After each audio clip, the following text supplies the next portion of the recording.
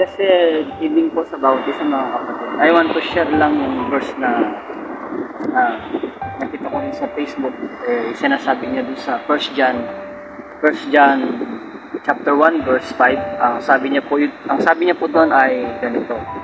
God is light and in Him there is no darkness at all. So kung mapapansin niyo mga kapatid, kung kailan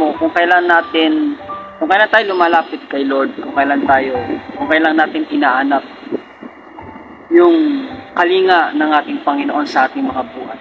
Tsaka natin doon nasusumpungan yung mga trials, kung minsan nagpe-fail tayo bilang isang Kristiyano. Mga kapatid, actually ito po ay isang proseso na kung saan sabi nga, di ba, God is light.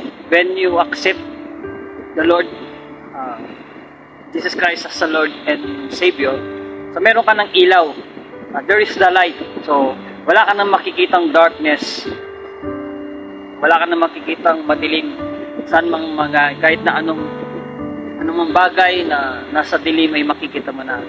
So kung kailan natin sinisik ang Panginoon, kung kailan natin inaanap, kung kailan tayo nagpupursigi para hanapin ng ating Panginoon ang masunod na niyang kalooban, doon natin nakikita yung kamalian. Kasi process ng Lord yun mga kapatid.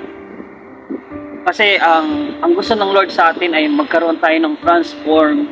Kung dati ganun tayo, doon tayo kasi pinakita ng Lord na nag-fail tayo, ibig sabihin nakita natin yung mali natin bilang isang Kristiyano.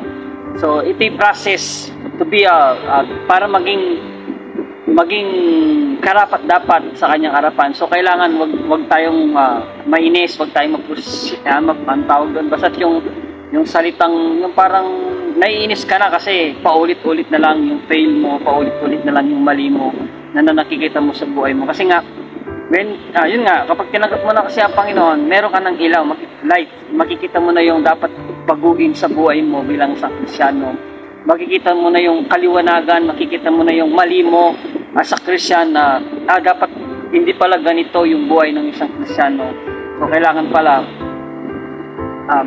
ganito yung buhay niya. So unti-unti sa mga pagkakamali, sa mga fail natin na nangyayari sa ating buhay, sa ating pagiging Kristiyano, unti-unti tayong pinapakita ng ating Panginoon, pinapakita ng Lord kung saan tayo nagkapani, kung kailan tayo dapat mag-post, kung kailan natin dapat baguhin yung mga bagay na hindi karapat-dapat sa kanyang harapan.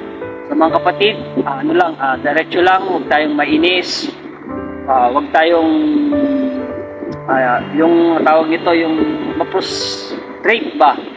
Kasi ulit-ulit na lang. So process po kasi ng Lord, yung makita natin yung mali natin para sa susunod, ma-aware tayo kung saan ito pala ay hindi will ng Panginoon sa ating buhay. So yun lang po mga kapatid. Maraming salamat.